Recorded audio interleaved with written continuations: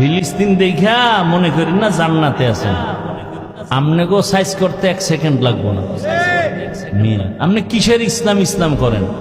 দাড়ি নাই, টুপি নাই, নামাজ নাই, সুদের টাকায় ব্যবসা করেন। আপনার ইমান ঠিক আছে না? তো